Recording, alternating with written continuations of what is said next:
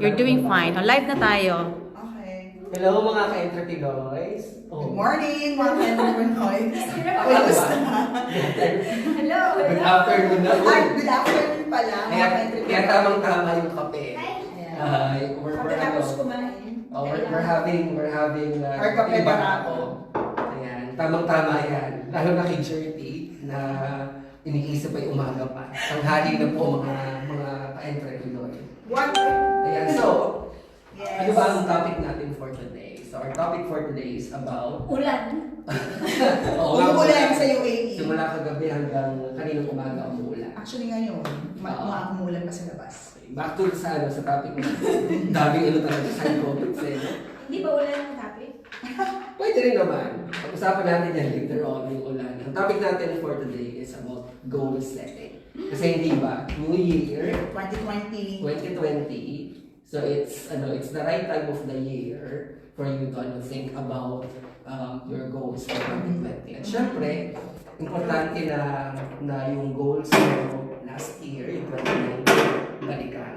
Yes. Okay? And i-check natin, or ako ay personally check, ano ba yung mga na-achieve ko for 2019, ano ba yung mga hindi ko na-achieve, and then ano ba yung kailangan kong gawin para matweak yung aking mga goals and yung actions para for 2020 ma-achieve ko siya. Yes. So I'll start with myself. So ginagawa ko is meron akong vision board. Okay, nasa Excel form lang siya, pero may mga images and all. I cannot show it to you right now kasi yung aking phone ay ginagamit for live. Pero yung vision board is a visual representation ng mga gusto kong ma-achieve sa buhay. Short term, long term. It could be about financials, it could be about your health, your family, etc. So ang ginagawa ko is binabalikan ko yon, tinitingnan ko like what I've said, ano yung mga na-achieve ko. Sorry. Ayun, ano yung mga na-achieve ko, and then ano pa yung mga kailangan ko i-improve. Ngayon, ikaw, Jerty, matanong ko, ano ba ang ikaw ba? Gusto mo ikaw na? Ikaw muna. Hindi, tapos na ako Tapos na eh. siya. Sabi ko, when I set goals, I make sure na babalikan ko yung vision board ko. Okay? And then titingnan ko ano ba yung pwede kong baguhin, ano ba yung pwede kong i-improve para masigurado ko na yung aking mga short and long term plans ay ma-achieve ko. Ako, So, ikaw? yung goal settings ko, kasi yung sa'yo, iba kasi yung pagkaiba tayo ng personality. So, wala ako yung mga vision board, wala akong Excel or anything. Sa akin kasi pictures, kasi more of a visual person kasi ako eh. Okay. Diba? Wow. So, English ng visual person. kasi the more na nakikita ko yung picture, actually nasa loob siya ng cabinet ko. Naka-ano siya doon, naka-tape. So, yung mga yon. So, binabalikan ko siya isa-isa. May mga bagay na syempre para siyang yung goals ko parang slopes ba? Yung parang siya. Or let's just say para siyang wave sa dagat na minsan maalon, minsan kalmado, mga gano'n. Matalihaga. So, yung iba kong goals last year, may mga sabihin mo 50-50. May 50% of that na hindi ko siya na-achieve. Which is, alam mo yung frustrating. Pero, yun yung Iiyak na yan. yun yung nagiging inspiration mo to do better for 2020. Diba? Kasi parang, pag sinabi mo kasi may goal ka, kailangan mo siya makuha eh. Kasi you're not aiming for something na baliwala lang in the end. So, yun yung gusto kong i-achieve this year.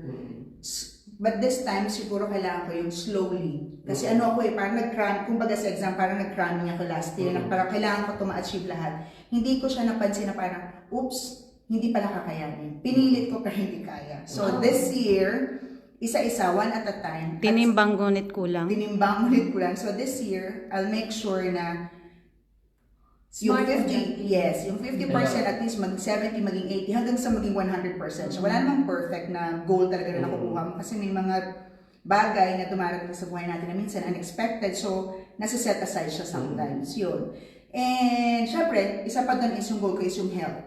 Yun ang pinaka-importante kasi kailangan yun sa atin. Ayun, gusto ko lang i-reiterate yung point na sinabi niya about your goals. When you're setting goals, it's very important na realistic. Yes, achievable. Binanggit din ni Hayden, yung SMART. goals. Specific, measurable, achievable, realistic, and time. So it's very important na yung mga elements na yun ay nandun sa iyong goals. At Exactly. hindi como nag-set ka ng goals, set in stone na yun. Yes.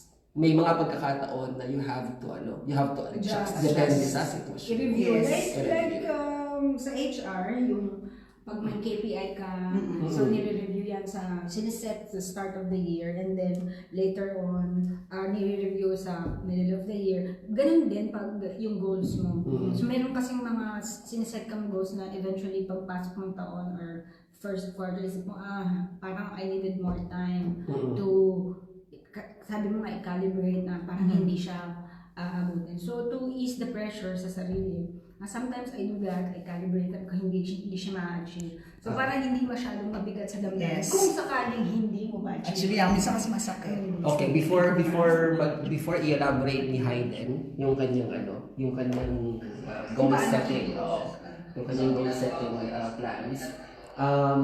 Mga ka-Entrepinoy, we're entertaining your questions or your comments about goal setting. Kayo, how do you do goal setting?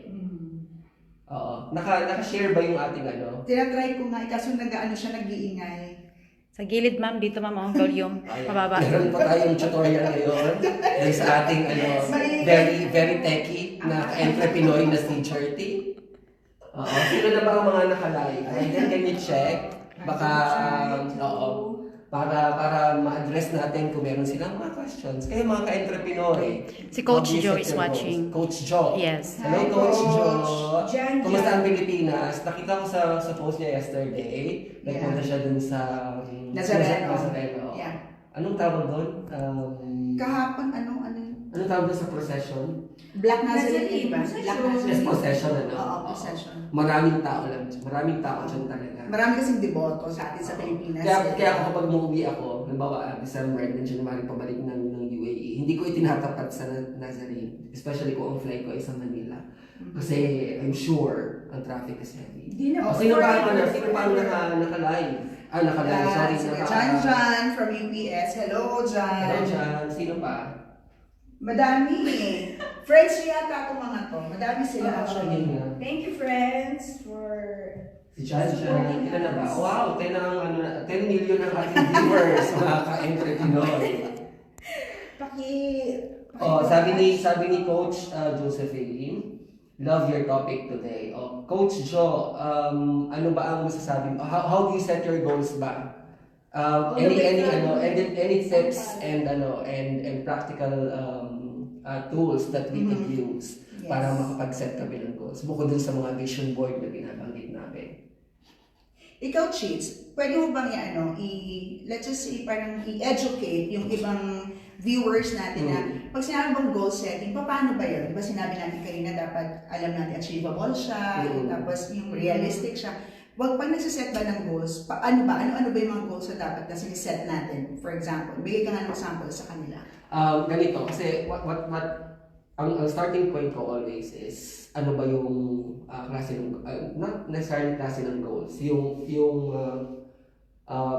timeline ng aking goals. Is it short term? Is it medium term? Or is it long term? Kasi pag in-identify mo yung mga goals mo, dun sa timelines na yun, you would be able to see kung realistic ba yung mga goals mo. And then I divide it into several areas like financial, health, family, work, romantic relationship. Relationship pala yun. Pero, Relationship. it's really up to you. It's really up to you. Pero I think as a start, you have to maybe identify yung mga areas like what I've mentioned. And then, sa bawat areas na yon, maybe as a start, paglagay ka ng, let's say mag-identify ka ng top 3 na priorities mo in those areas. And then, maybe, check which one, kung alin ang pinaka-top priority mo. Kasi baka mamaya, meron kang 5 areas, let's say relationship, work,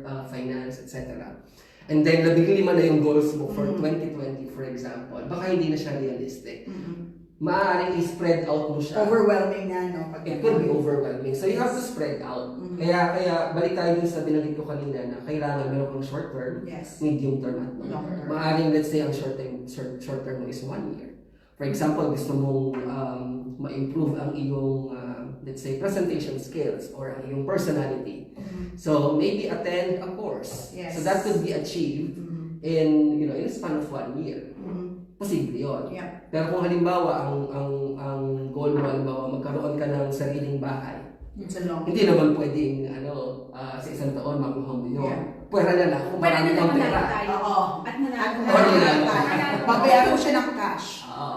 Pero pag yung mga ganung goals, kailangan talaga pinagpaplanuhan. Yes. It would take time. So, And I think- nasagot ko ba yung yung Yes. question? Oo. Kasi baka iniisip ng iba, ano ba ibig sabihin ng goal setting? Kasi Oo. ang binanggit natin is masyadong generic ng finance, health, and all. Oo. So at least alam mo yung magkaroon sila ng idea na parang, yun palang goal setting. Oo. Baka iniisip lang kasi nila na kailangan ko ng ganito, material things. Baka yung iba ganun iniisip na I should have this in this in a span of this time lang, di ba? Pwede rin naman. Though it could be, I don't know, it could be very superficial. Yes.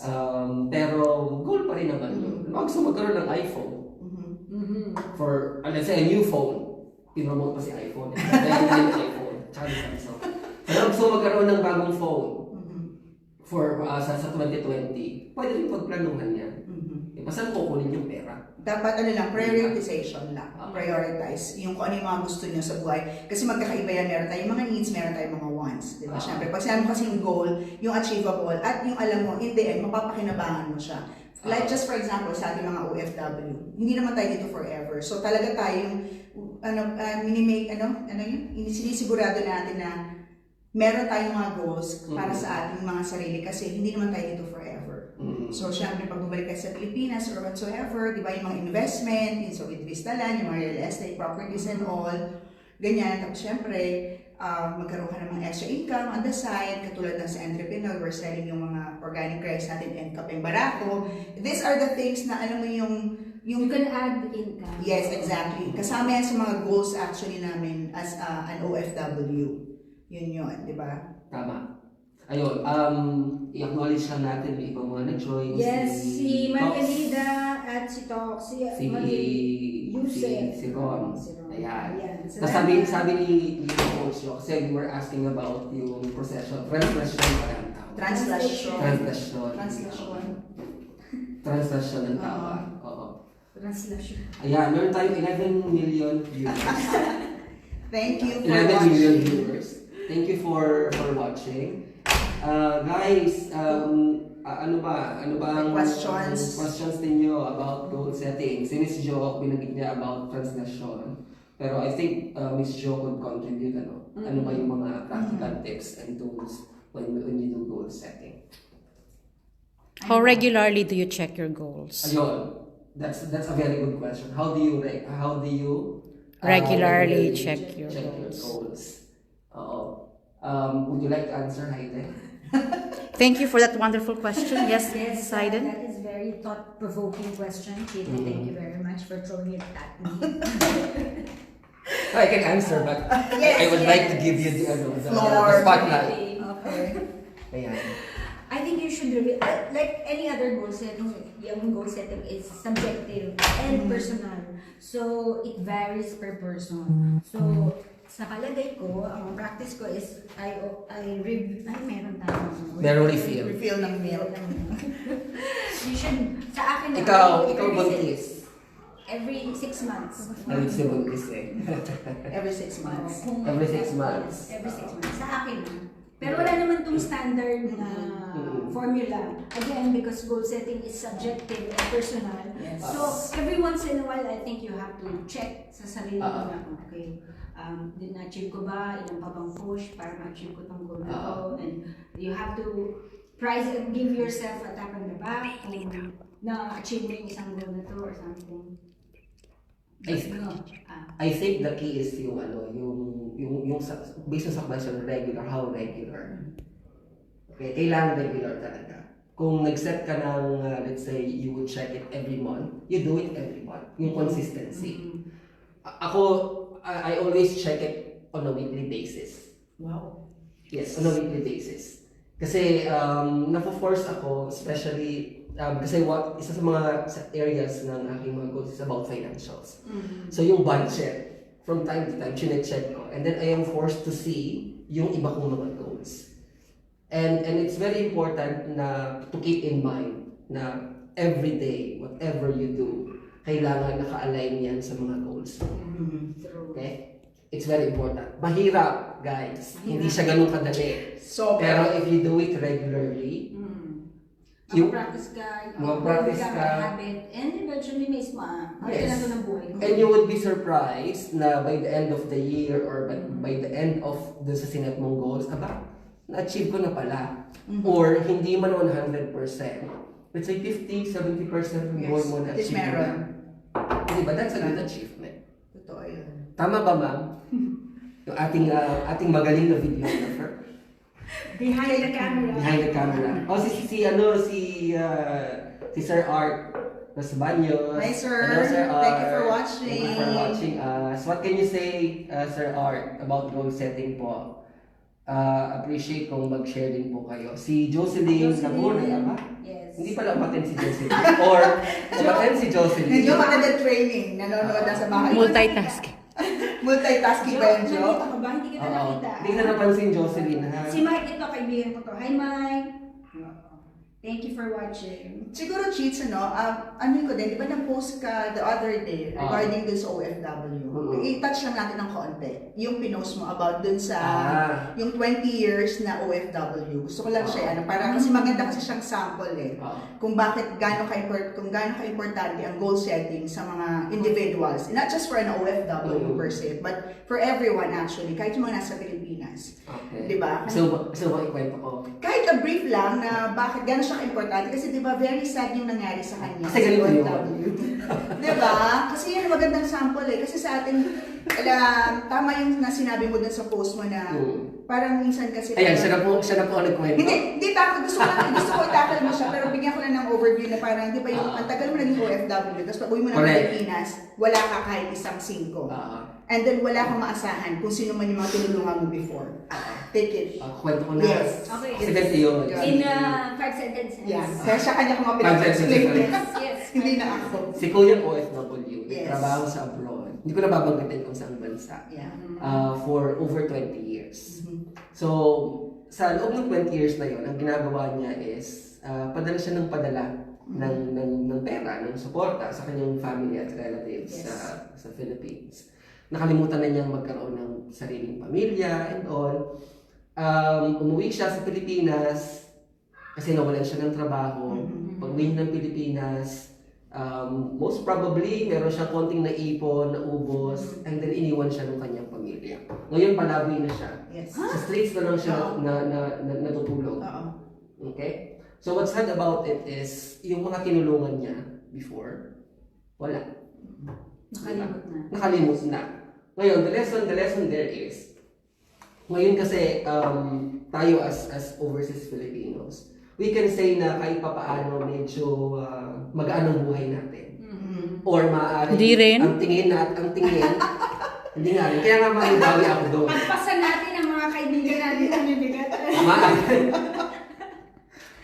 Mabigat din. Or people would think, especially yung mga nasa Pilipinas, na ang buhay natin, ang mga OFW, maraming pera. Yes. Hindi po totoo yan. Okay? Kaya, Hindi po ang masyadong lesson, totoo yun. Hindi pa masyadong totoo. ang lesson for overseas Filipinos, ngayon pa lang, paghandaan na po natin ang kinabukasan natin. Yes, ang ating Para, like what I've said sa aking post, para hindi tayo maging less relevant in the future. Kasi tumatanda po tayo, mga kapatid. At kung ang inaasahan mo, for example, na source of income ay yung trabaho lang, namamasukan ka, Yes. wala pong mangyayari. Yes. Totoo yun. So, Kailangan tayo mag-isip ng mga maraming paraan. para madagdagan ang ating income. Hindi Correct. lang yung puro, kailangan pong mag-isip ng Yes. paraan para mag-ipon. Ah. Kailangan din natin mag-isip ng paraan kung paano madadagdagan yung income natin. Exactly. Hindi lang pag-iipon. So the lesson there is, to me personally, kung ngayon tayo ang nakakatulong sa ating mga pamilya back home, in the future, most likely, sino ba ang aasahan natin? Sarili rin natin. Sarili natin. So you have to prepare yourself. Yes. Okay, back to our kasi meron mga nga pala, magandang mayroong suggestion si Miss Jo. Sabi Yeah. niya, make sure you write down your goals and review regularly. Ask yourself a question, what is one thing that you should do every day that will add value to achieving your goals? Because it's not what you do every month or every week, it's what you do every day that will count. Exactly. Correct. Very well said. Very Pang yan? Pang beauty queen. Pang Miss Universe. Miss Universe. Coach na coach. Thank you, Coach. Thank you, Coach Jo. Si Maria Teresa Carinan. Hi, Entrepinoy team. Shout out. Shout out, Maria Teresa Carinan. Binuo talaga ako. Sorry, Maria Teresa. Si Dakila. Hi! Happy New Year. Hi, Dax. Hello po. Happy New Year. Kumusta ang love life? Love life talaga. Yan ba ang, Dax, yan ba ang isa sa mga goals mo ng 2019 na achieve? Achieve ni Dakila yan. This last year ba yun o the year before? Last year lang. Late last year. Huwag kayong papahalata, nagmamonitor kayo sa love life niya. Nakita namin. Nakita lang naman. Dahil magtanim ay hindi biro. Congratulations! Ayan siya. 12 million ang ating ang viewers. Ayan siya. Ang dami. Hindi, salamat po sa mga Viewers, mga At supporters. naatala namin ang inyong siesta. Yes. Diba? Tama ba? Siesta time yun? So yung sinabi ni Jo, doing the daily work daw na naka-align sa goals niyo. Ano yung mga daily na ginagawa niyo na align sa goals niyo? Example. So finances, for example. Di ba ngayon dito sa UAE, especially sa Dubai, naglipa na po ang sale. Di ba? Kapag meron kang goal, meron kang gusto talaga ma-achieve, syempre, pikit matang dadaanan mo na lang yan eh. Nalipasan mo na siya. Kahit sabihin, very tempting. Kasi ito yung doon mo makita yung needs and wants mo eh. Yung mga material things sa labas and all. Kapag meron ka talagang goals, meron kang gusto ma-achieve, financially, alam mo yung, ile-let go mo siya eh. Kahit sabihin mo, napakamura. At saka, apart from that, yung sinabi niya kanya na yung, you have to think about yourself din. Na minsan kasi tayo as an OFW, may tayo yung magpa-box, balikbayan box, diba, for our family. Kapag sale, usually, tinatake advantage natin niya, bumili kasi mura. Pero ngayon, lipas na eh, hindi mo na siya iniisip. Kasi ang iniisip mo ngayon is long term. Ganon. The long game. Yes, yun yung sa akin ay parang hayaan mo siya mag-sale, magsisale ulit naman yan. Recorded naman to, no? At least mababalikan to ni Jerky. Pag may extra na lang, pag sobra-sobra na, then, sige, it's about, doon ka lang mag-splurge. Pero pag hindi pa, wag na, hindi na kailangan. Ayun. Yung question niya, balikan natin, no? What is one thing that you should do every day that will add value to achieving your goals? Ako, I think, Katulad na sinabi mo kanina, di ba? You have to make sure that all your actions leads to achieving your goal. Pero So, you have to be mindful na lahat ng ginagawa mo ay one step closer to achieving that goal. ayun, well, Like, yun nga, connecting sa sinabi ni Jerky, kung ang gusto natin ay magkaroon ng financial freedom, mabawasan yung utang natin, hindi Yes. yung credit card utang natin. So, one thing you have to do is to wag mo nang bumili ng mga Starbucks nga.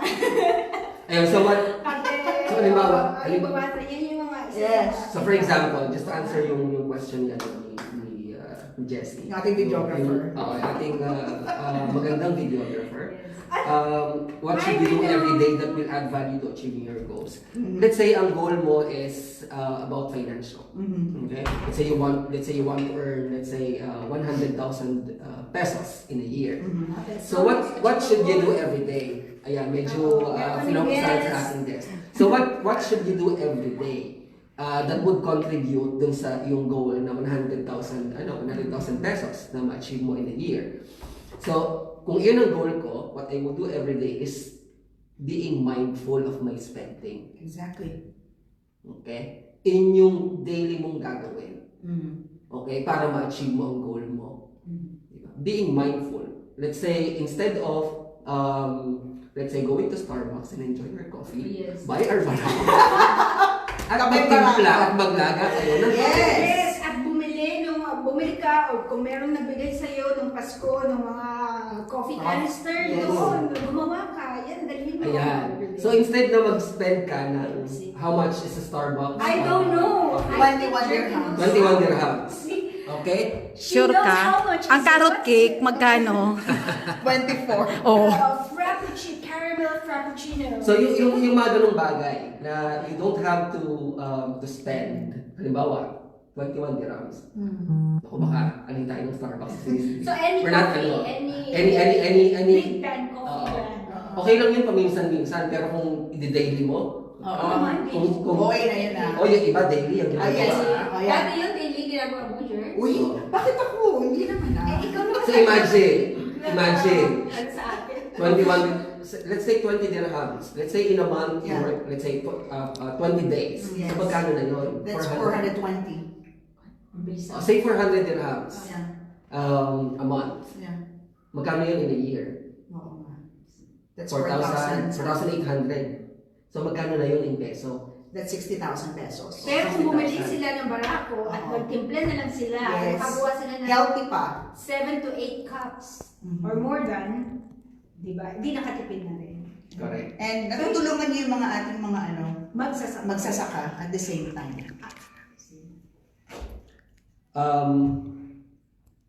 Natawa pala si Dax sa ating comment. Salamat Dax at napasaya ka natin. Ano ba, ilang minutes na ba tayo? Ilang minutes ba? I don't know. 25 minutes na po Oh, tayo. 25 minutes na. minutes na ba yun? Ang bilis ah. Ay, nabanggit ba natin kung saan tayo ngayon? Oo. We're spending our Friday afternoon with our very favorite, our favorite organization. Ano? PhilHR. Walang katulad. Walang katulad. katulad. Nag-iisa lang po The ang Filipino PHR. Human Resource Practitioners in UAE. This is Yes. how we spend most of our Friday afternoons Our weekends. with the Filipino HR community dito sa Dubai and Northern Emirates and Abu Dhabi. So, kung nananawagan sa mga Filipino HR professionals dyan, Google nyo na, PhilHR, and dito po kami every Friday to conduct trainings Yes. and to support all the Filipino HRs in their professional Tama. goals and career here in UAE. Ayan, sino ba itong si Yodge? Oh, Si Bulay, that's Bulay. this is Hi, okay. sister! See, nanonood ang aking mga DHAP. Tigilan niya kami yung pagtatala niya, Yung nakakaumay. aking kapatid na, TikTok queen. Hello, thank you for watching. Isa daw rin sa mga kailangan gawin, sabi ni Maria Lida, ay bawasan kumain sa fast food at magluto na lang sa bahay. True. Or pambaon. Guilty tayo dyan kasi Oo. every after lunch. Kayo lang. Ako kasi hindi na eh. Every after work, parati ako nangyayang kumain sa labas. Babawasan ko na nga. Sasabihin ko sa kanila. Mag-diet kayo, alam mo mas nakakatipid. Kasi pipino and lang, itlog. And kape barako. At the same time. Meron ulit comment si Miss Jo. Maybe another example for health goals. Intentionally drink more water every day. Morning and empty stomach. Para di ka nga naman and luto. before bedtime or walk regularly. So yeah, yung mga things na that you could do daily. Exactly. Para ma-achieve it. Kung health goals, for example, is to be fit. So yung mga examples na binanggit ni Coach Jo are great examples dun sa sagot sa So question. since 25 minutes na tayo wrap it up, Jerty, ano ba? But I think people are enjoying. People Yes. are still enjoying Yung it. healthy ka na, nakakatipid ka pa. Di ba? Kasi I think kaya medyo nag-drag din yung ating discussions because the topic is very interesting. Yes. And Start of the year. and relatable siya to everyone. Ayun. So kaya kayo mga ka-entrepreneurs, kung hindi nyo pa ginagawa yung goal setting, or at least isulat nyo siya, i-visualize Baby nyo steps. siya, you have to start doing that. Hindi naman kailangan bigla. Kasi it will do miracles kapag talagang sinulat mo and then every day you do something about it, True. ma-achieve mo talaga. Yes. Ganun siya. Hello, Jex de Guzman. Hi Jackson! How are you? Jax. Yan ang aking mga kasamahan sa sa aming kumpanya. Ayun, sabi ni Maria, Hindi masabi. bawasan kumain sa fast food, magluto na lang sa bahay or pambaon. Correct.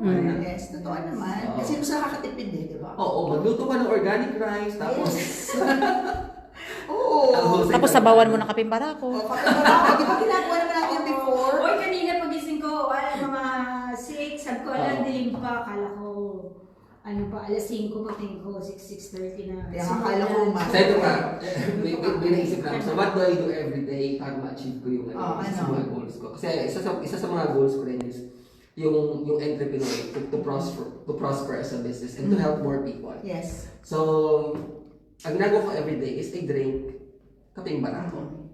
Why?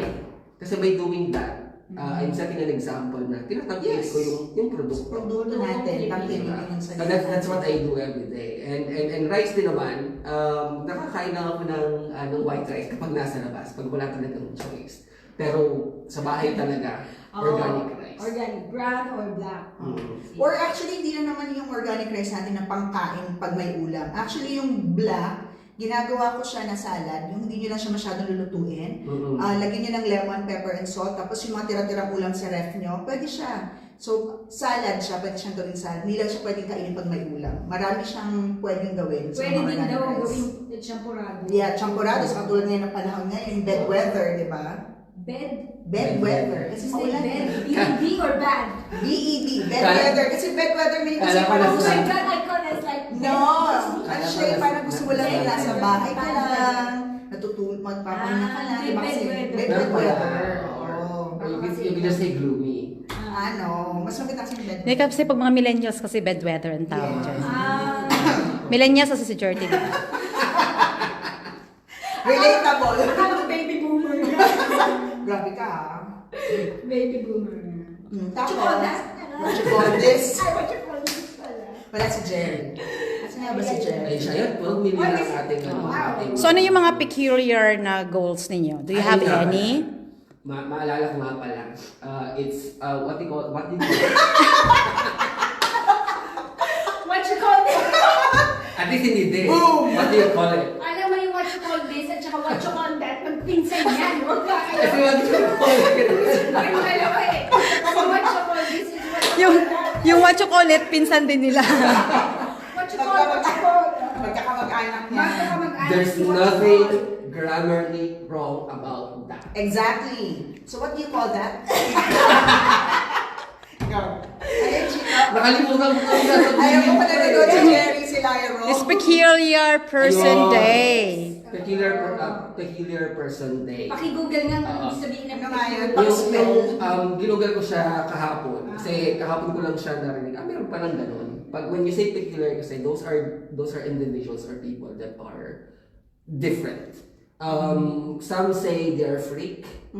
Eccentric. Eccentric. There's nothing wrong. They have with special different. Of skills course. or something? Meron ba silang special skills that make them peculiar? Probably. Siguro kung napanood niyo yung Tatlo yung tenga, the greatest showman. Oh, I love the music. Yes. Yung mga people who are really different and making a difference then. Yes. It's not yung peculiar day. It's not just about The weirdness of your physical appearance. They are being celebrated Yeah. because of the difference they make being different. Yes. Yun po siya. So anong relate niyan kay Entrepinoy? What make Entrepinoy peculiar?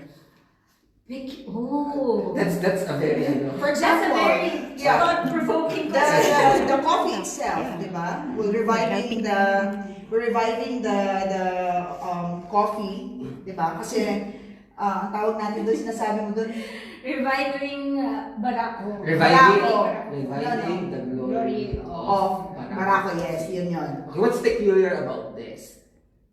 Hayden, you always mention Biglang pass. that coffee. yung variety Yes. coffee. It's Liberica. Yeah. Karaniwan na makita yung coffee variety everywhere is Arabica. or what's Robusta. the variety? Robusta. Very commercialized yan. Okay? Ang production niyan is malaki all over the world. Pero itong Liberica is different. Very small community lang ang nagtatanim ng Correct. Liberica. Correct. So what Entrepinoy did, or what we are doing, is we are reviving the glory of the Barako. By patronizing Barako, we are actually strengthening, kumbaga, binubuhay natin yung industriya ng pagtatanim ng Liberica sa Pilipinas. So, kaya yun, bumili na kayo mag-order. But that's why it's different. That's why it's different. Okay, hindi siya common na variety ng coffee. And then, we're helping yung communities back in the Philippines na mabuhay yung industriya ng Barako Coffee. What else? The aroma. Yeah. Kapag ito, in-open natin siya, no? In-open You natin really ito, smell. open natin. Ay, Pwede diba? natin ngayon. Oo, pwede. The smell is really aromatic. Napakabango niya. And malakas po ang... sinasabi ni Jessie before na kapag naaamoy niya, and ni Sharon before na kapag naaamoy Ayan niya, siya.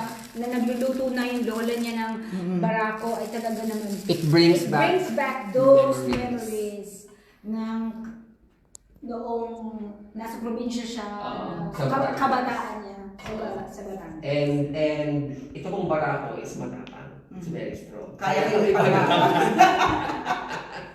Diba? Diba? So those are the distinct or peculiar qualities ng Barako coffee and what Entrepinoy does. Okay, we're a social enterprise, so we're not just We're not just selling the products. We're selling for a cause. Yes. Okay, to We're changing mindset. change mindset and Being entrepreneurs, yes. doing business here in the UAE, Correct. and being OFWs na entrepreneurs. And hopefully, become an inspiration to others also, to embark into an entrepreneurial journey. Yes. Yes. Ayun siya. Hi Josh, thank you for sharing the Share video. the stream. Sobrang bango ng kape na Hi Rina Joy, hi Joy, Hindi pa lang kumusta? nakaka-imagine. Sabi ni Miss Jo, I agree with Jerks. Thank you Miss Jo, nag-agree ka rin sa akin.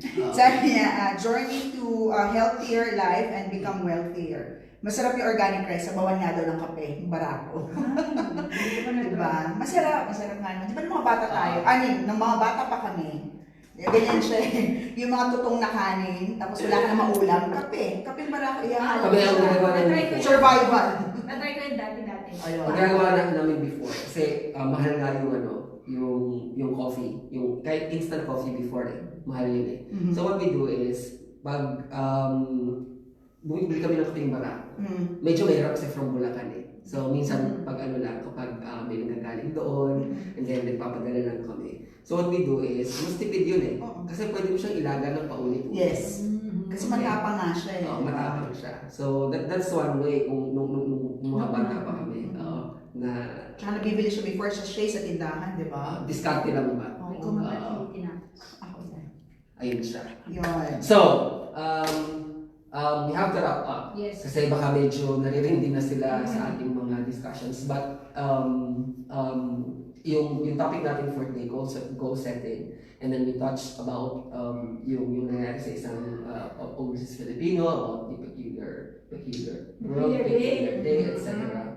So, wrap up na tayo, guys. Yes. So, final words from you, Jerty. You know, what have you realized and learned in today's discussion? In one sentence. Yun nga, yung one at a time, yung sa pag-set ng goals mo. Hindi naman to contest. Alam mo yun. So, yung achievable lang.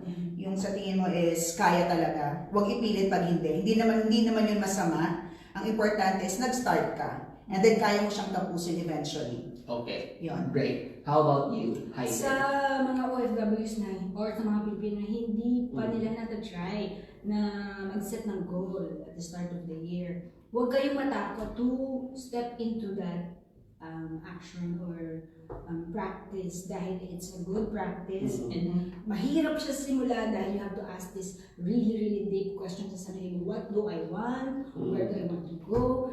Pero eventually, you'll get there. Mas maganda ang makuha ng reward when you start doing it. So, huwag matakot. Maging matapang. Yung kapeng Barako. Sa akin naman, naalala ko yung isang saying, if you fail to plan, You plan to you plan to fail. fail. So it's very important na may plano ka. Yes. And it's also very important na kung ano yung plano mo, try to religiously follow it. Okay lang na in the middle of your plan, pag ina-execute mo na siya, madapa ka, pwede namang tumayo. Yes, baka na Pwede na. Then i-adjust, i-calibrate. And like what I said, no, you'll be surprised pagdating ng panahon, ang dami mo na palang na-achieve. And you would be proud of yourself. Yes. I'm 100% sure about it. And with that, kami po ay nagpapasalamat at tinatapos na po natin ang live session for Thank today. you Maraming for salamat watching. sa amin pong mga Ka-Entrepinoy. ka-entrepreneur all over the world. At least Thank you. Entrepinoy continue patronizing our products. Yes. These are not just helping Us. Us. okay, Also achieve the- our goals, Yes. being But- entrepreneurs, yes, yes. but You're I helping the also Filipino community. absolutely. By patronizing the Filipino products. Products Ito itself. po ay galing sa Pilipinas, by Filipinos, for Yes. Filipinos, and other Other nationalities also. Correct. Maraming pong salamat. Thank you. Thank you. Bye. So, ulitin. Thank you. Bye. Bye.